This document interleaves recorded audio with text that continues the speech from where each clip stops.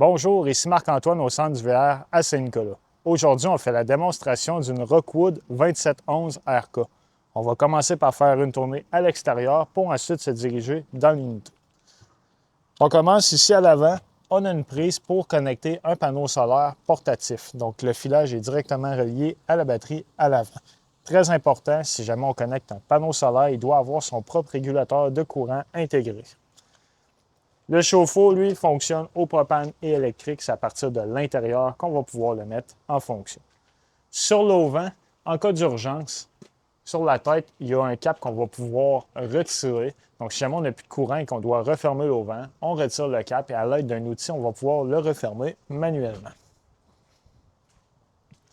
Les marches ici se rétractent à l'intérieur. On a une rampe aussi escamotable pour aider à aller à l'intérieur. Ici, on a un rail pour installer soit une tablette ou une plancha ou un barbecue. La prise Quick Connect de propane se trouve juste en dessous ici, donc pour connecter le barbecue ou un foyer extérieur au besoin. On a une prise de courant électrique 120 volts qui va fonctionner lorsque la roulotte va être connectée avec son fil. Prise pour l'antenne de télévision au besoin. Low point drain, donc les deux tuyaux qu'on voit ici, rouge et bleu, ce sont les points le plus bas pour vider la plomberie. À l'arrière, on a un réfrigérateur qui fonctionne électrique 120 volts. L'échelle pour accéder au toit, on va recommander de monter sur le toit au moins une fois aux 3 mois pour aller valider que les joints d'étanchéité sont encore bons et que le toit n'est pas endommagé. Ce qu'on veut, c'est prévenir les infiltrations d'eau. On a aussi la possibilité d'installer une caméra de recul de marque Furion. La caméra fonctionne Bluetooth et est préfilée pour en faire l'installation facilement. La cuisinière, la hotte qui est ici, peut se barrer. Donc, si on veut servir de la hotte, on doit s'assurer qu'elle est débarrée par dehors. On a une attache de 2 pouces, donc soit pour mettre rack à vélo, coffre de rangement supplémentaire. Ici, c'est la sortie pour la fournaise qui fonctionne au propane. On est équipé d'une douchette extérieure avec l'eau chaude et l'eau froide. Le tuyau se trouve dans un des coffres. L'emplacement pour remplir notre réservoir d'eau fraîche. Donc, c'est ici qu'on doit mettre de l'eau si on veut être autonome. On n'a pas accès à l'eau. On remplit notre réservoir. C'est là qu'on va utiliser notre pompe à eau intégrée qui fonctionne sur le 12 volts. Quand on a accès à l'eau de la ville ou du camping, on va le connecter sur le City Water Connection juste ici. On a le tank flush. Le tank flush, lui, va servir à rincer notre réservoir d'eau noire. Donc, si jamais, qui est l'eau de la toilette, si jamais on a des mauvaises odeurs qui s'accumulent ou qu'on a une mauvaise lecture sur nos sondes, on connecte l'eau directement là, puis ça va effectuer un rinçage. Très important, il ne faut pas oublier ici, car il y a une possibilité que l'eau puisse monter dans le réservoir au point de déborder par la toilette à l'intérieur. L'antifreeze inlet, donc l'emplacement pour hiverniser, ça va être juste là. Sur la Rockwood, on a la possibilité d'installer un filtreur, en fait, qui va filtrer l'eau qu'on va connecter à l'intérieur. Donc, un nouveau système pour Rockwood cette année. L'emplacement pour connecter notre fil électrique. Donc, on a une prise 50 ampères, 120 volts qui est là. On a notre première sortie d'égout qui est là. Donc, on a réservoir tank 2 qui va être pour l'évier de la cuisine seulement. Donc, lorsqu'on effectue la vidange, on connecte notre tuyau et on ouvre la valve. C'est de l'eau grise. Le coffre de rangement qui est là. On voit le tuyau pour la douchette à l'arrière. Même chose, sous le lit, on a un coffre de rangement. Ce qu'on voit ici, c'est le fil qui est fourni avec l'unité. Et on voit aussi une barre qui va servir à baisser nos pattes stabilisatrices en cas d'urgence. Donc, on a des pattes là-dessus qui sont électriques. Si jamais on n'est pas capable de les remonter de manière électrique, on va pouvoir le faire manuellement avec la barre. Juste ici, c'est notre sortie d'égout principale. Donc, on va retrouver l'eau grise et l'eau noire. L'eau noire, la toilette, l'eau grise, évier et douche. Lorsqu'on effectue la vidange, on va toujours commencer par ouvrir la valve noire en premier. Quand c'est vide, on va ouvrir la valve grise. Ça va rincer notre tuyauterie au complet. On a la préparation Starlink qui est juste ici. Donc, on va pouvoir connecter l'antenne directement là. Docking light, l'interrupteur pour allumer les lumières qui se trouvent sur la façade directement. Le compartiment pour installer une ou deux batteries au besoin. Le coupe-circuit principal se trouve juste ici sous le réservoir. Donc le couteau qu'on va appeler sert lui à fermer complètement le courant de l'unité. Lorsqu'on sert de notre roulotte, on va le mettre à on. Lorsqu'on va la remiser pour une période indéterminée, pas connectée, on va recommander de le mettre à off pour maintenir nos batteries pleine charge. Le compartiment ici a deux réservoirs de 20 livres de propane et on est muni d'une patte électrique. Celle-ci, lorsqu'on veut s'en servir, on appuie sur le bouton on-off et on va retrouver différentes options. On peut gérer manuellement la patte électrique ou on a un système en fait avec des pattes à l'arrière pour mettre des niveaux automatiquement. Donc simplement sur l'écran, on a le choix. Soit on appuie sur Auto Level, à ce moment-là, par elle-même, la roulotte va se mettre de niveau. Très important, si on fait cette manœuvre-là, on va s'assurer d'être dépiné de sur notre véhicule. Sinon, on peut aller dans le mode manuel qui va vraiment nous permettre de gérer indépendamment chaque patte au besoin. Si jamais on n'a pas de courant pour effectuer les manœuvres, on peut retirer le cap et le faire manuellement à l'aide d'un outil.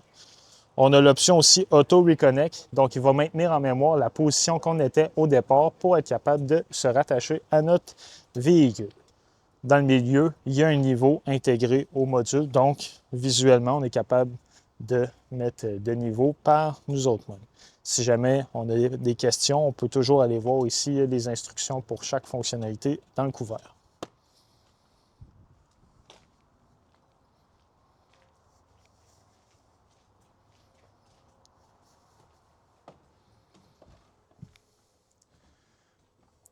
En entrant, ce qu'on voit ici, c'est notre contrôleur pour le panneau solaire qui se trouve sur le toit. Donc, le panneau solaire, lui, sa job, c'est simplement recharger les batteries qui se trouvent sur la pôle en avant. On va voir le voltage de nos batteries, l'ampérage auquel les panneaux solaires chargent celles-ci. Le thermostat, lui, on va, simple de fonctionnalité, on appuie sur le bouton et par la suite, on vient sélectionner le mode cool pour climatiser ou heat pour chauffer. Un coup qu'on a sélectionné le mode, on peut choisir les fans, donc les mettre à low ou à high, tout simplement. Lorsqu'on monte la roulette, on va pouvoir monter la température, tout simplement. Le module principal ici, bien, on voit nos niveaux de réservoir, donc réservoir d'eau fraîche, eau noire et nos deux réservoirs d'eau grise. Le niveau de la batterie. Les interrupteurs ici pour allumer l'éclairage. Lorsqu'on voit trois petites coches, on va être capable de diminuer l'intensité des lumières simplement en maintenant le bouton. On a l'option Bluetooth Connect, donc à l'aide d'une application qu'on peut télécharger sur notre téléphone intelligent, on va avoir le même type de contrôle, mais sur notre téléphone directement. Le chauffe-eau, c'est ici qu'on va pouvoir le faire fonctionner soit au propane ou électrique. La pompe à eau et le tank heater. Les tank heaters, en fait, c'est des pads chauffants qui sont collés sous les réservoirs d'eau grise et noire pour maintenir une température dans ceux-ci. Donc, si on fait du camping et que la température descend sous zéro, on va les mettre en fonction pour être capable d'effectuer la vidange de nos eaux usées. L'ouverture et fermeture de l'auvent ainsi que les deux slide-out qui se trouvent là. En bas, c'est notre panneau de breaker principal. Donc, on a la partie en haut qui gère le 120 volts et en bas, le 12 volts avec les fusibles. Quand une fusible va être défectueuse, il y a une lumière rouge qui va allumer à côté. Maintenant, dans la chambre, on va retrouver au mur un thermostat supplémentaire pour contrôler l'air climatisé directement ici. Un bouton pour l'éclairage et une prise GFI, donc avec un reset intégré. Si jamais on n'a plus de courant dans nos prises, on se demande pourquoi. C'est un des endroits à aller voir, s'assurer que le bouton est bien enclenché. On a aussi une télévision dans la chambre. Toutes les télévisions dans l'unité sont connectées à une antenne qui se trouve sur le toit. L'antenne va servir à capter les postes digitaux disponibles. Pour y parvenir, on doit aller dans les paramètres de la télévision et effectuer un channel scan. À ce moment-là, l'antenne va détecter s'il y a des postes de disponibles. Un exemple, au centre d'hiver à Saint-Nicolas, on va capter 3 à 4 postes différents. Cette étape-là est à recommencer dès qu'on va se déplacer avec la roulotte et ce pour chaque télévision au besoin. De chaque côté du mur, on a des prises de courant 120 volts USB. On en a aussi au-dessus de l'oreiller, donc des lumières qu'on peut ouvrir manuellement, des prises USB supplémentaires et prises de courant. Maintenant, dans la salle de bain, on a une toilette qui fonctionne au pied, un évier de l'autre côté avec l'eau chaude et l'eau froide. Au mur, on va retrouver aussi la gestion du maxeur qui se trouve au-dessus de notre tête. Donc, lui est électrique. On va pouvoir gérer des vitesses de fan différents ou simplement ouvrir la trappe. Maintenant, dans la douche, on a un système d'économisateur d'eau. Donc, ce système-là, assez simple de fonctionnement, il va simplement nous servir à économiser l'eau. Donc, lorsqu'on est en camping autonome et qu'on a besoin de vraiment minimiser l'eau qu'on va utiliser, on va en avoir le plus longtemps possible. En fait, ce que ça va permettre, ce système-là, c'est lorsqu'on va mettre la valve vers le bas, on va ouvrir simplement le robinet d'eau chaude, mais l'eau ne coulera pas du pommeau. Elle va simplement circuler pour se rapprocher de notre robinetterie.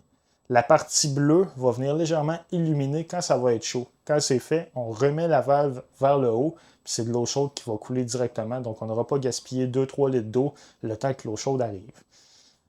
Tout simplement, on peut aussi s'en servir lorsqu'on prend notre douche, mettre la valve à off pour couper l'eau le temps qu'on se savonne et ensuite la remettre à on. On va garder toujours de l'eau chaude prête à utiliser. Dans la partie avant, coin bureau, on a la possibilité ici de mettre laveuse-sécheuse, donc la plomberie est déjà installée à cet effet avec les prises électriques.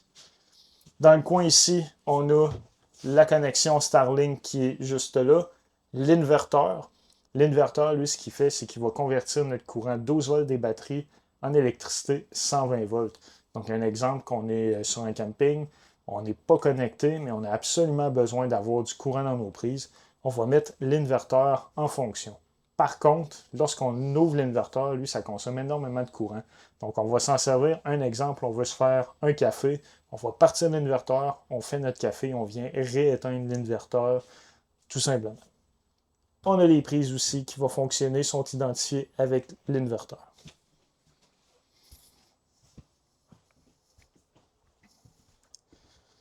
Quand on arrive dans le coin salon-cuisine, ici, on a l'interrupteur pour monter et abaisser la télévision. Donc, on peut l'abaisser, l'encastrer directement dans le comptoir. On a un radio intégré, donc on peut gérer, connecter notre appareil en fait Bluetooth. On a des haut-parleurs au plafond. On peut gérer aussi avec le son de la télévision. Donc, plusieurs fonctionnalités sur le petit radio. On a des prises de courant et booster pour l'antenne qui se trouve sur le toit. En bas, c'est notre détecteur de monoxyde de carbone.